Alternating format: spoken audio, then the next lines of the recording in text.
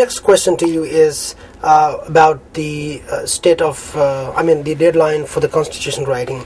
Mandatory deadline for the constitution writing is not even 2 weeks, like I told you before. Yes, yeah. So political parties have not yet reached the consensus for federalism, right, which is the main reason behind this stalemate. Mm-hmm. So what is your opinion about the state of federalism in a country like Nepal, which is very small? They are talking about the federal state of government. Mm-hmm. That's where the main issue lies. Well, on a country the size of Nepal, federalism almost comes down to kind of local rule in municipalities, in some regions. How many federal units are there to be?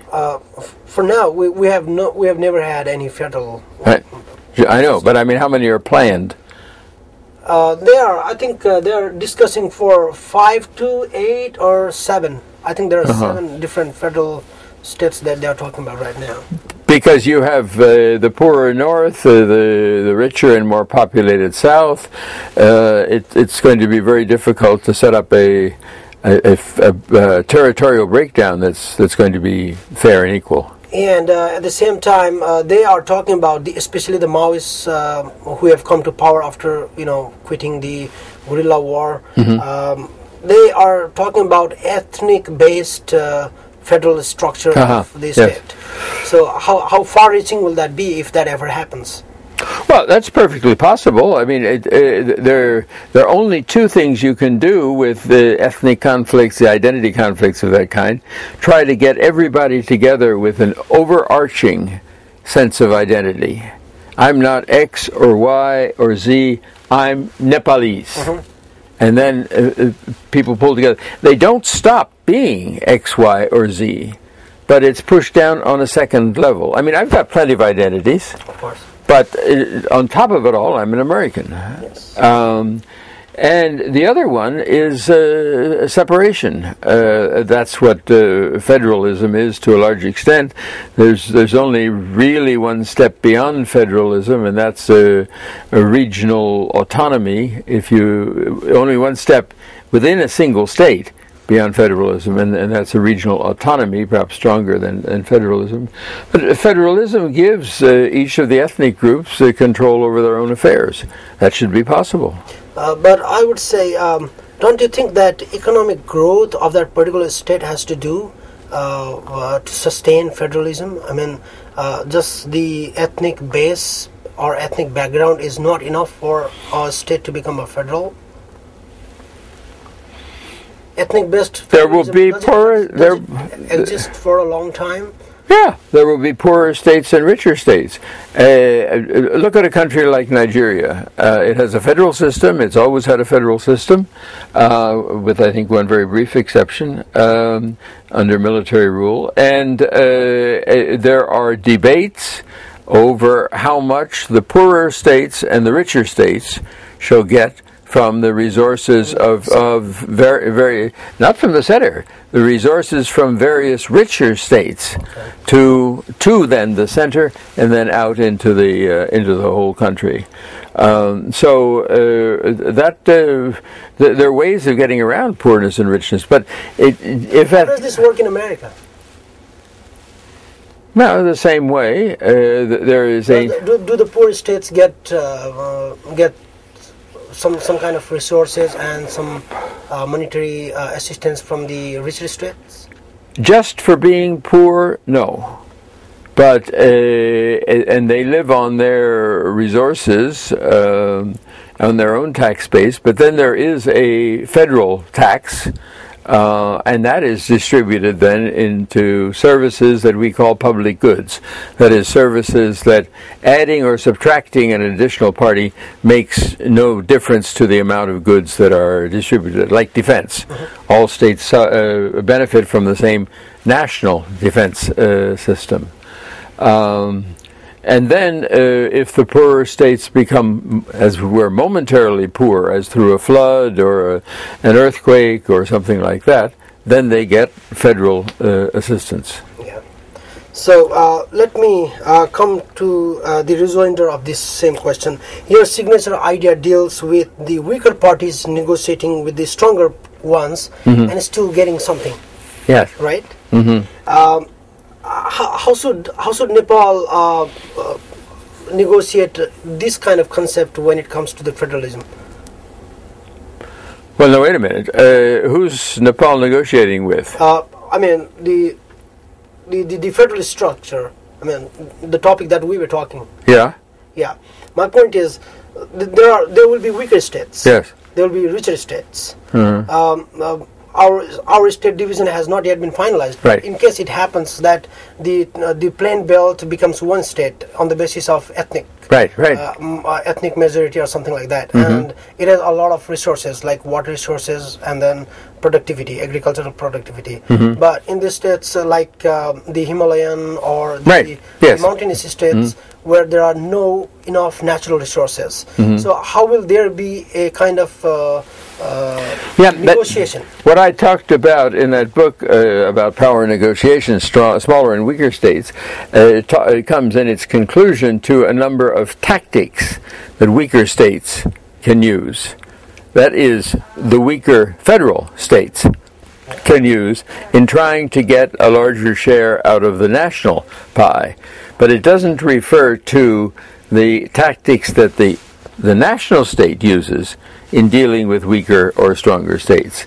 And that topic I just talked about in my last answer, that it can collect tax revenues according to natural resources or taxes on business or whatever the source of income may be, and then distribute those resources to the weaker states. A kind of compensatory system adopted at the national level to take care of the differences, weaknesses versus strong, at the federal level, at the lower level rather.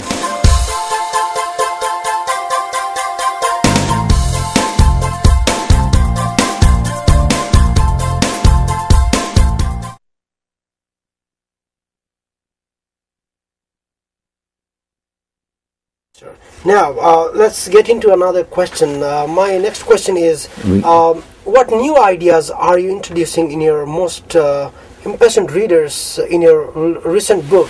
What does it talk about? Well, it talks about the problem that you're living through, because it talks about how to deal with terrorist movements, insurgent movements, rebellious movements, and so on. And the main message is, if I can summarize, there are lots of messages, but if I can summarize it into one pithy sentence or so, it is that the state has to make the insurgents, the rebels, the extremists, make them negotiable. Which means, and that is contrasted with a number of things. First of all, it can't refuse, or it shouldn't refuse to negotiate with them. It shouldn't, of course, just give in to them, but it should adopt a two-handed strategy. On one hand, put pressure on them to drop their violent means. And second of all, give them something that will draw them into a national pact. And this is what you all have done, except that the pressure has not been enough to keep the Maoists under control. They want to go back to war, as I understand it. There's one possibility. So, and if they are able to do that, that means that one of these hands is weak. And they're not being held down enough, stalemated, blocked enough in order to want to come to an agreement. We can talk in writings, in political writings about a situation like this, but I can't put them into effect. I can just tell you what to do if you want to put them into effect. And sometimes, again, as in Sri Lanka, the situation doesn't lend itself to that at all. But in Nepal's situation, the Maoists have been given equal hand. Yes, they've been that's right. Clapping hands. That's right. So that hand has been strong. Yeah, that has been strong, and then people have mandated them with the elections, and then they have the majority in the parliament also. Right. Mm-hmm. And that's why they are kind of they are trying to take the whole political scenario into their fold, and that's where the real problem lies. Because this hand has not been strong enough. Yeah, it's strong enough. So in this situation, the Maoists, but their political maturity has not been strong enough to show to the people after they won the elections. Yeah, they have been busy, bickering.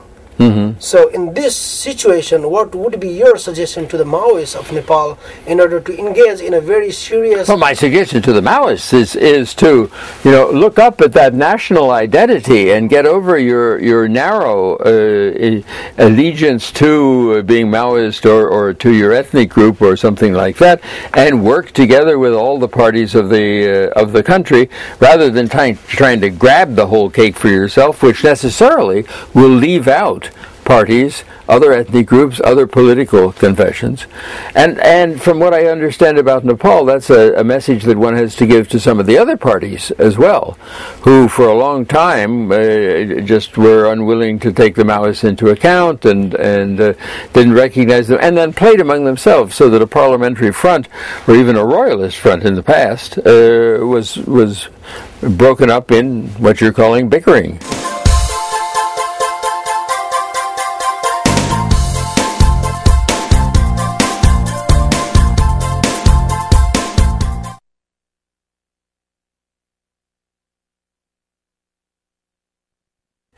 My last question to you is: the South Asia is vulnerable to political instability and terrorism, I would say. Why would that be? Because it's there. Every area is vulnerable to...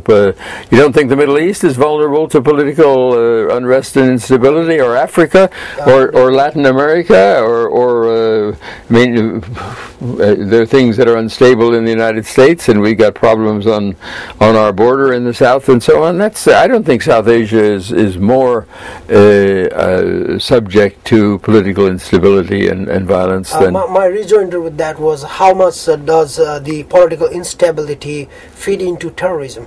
Yeah, terrorism occurs when a group thinks that this is the only means to get attention to its demands. So it is a signal that something is wrong.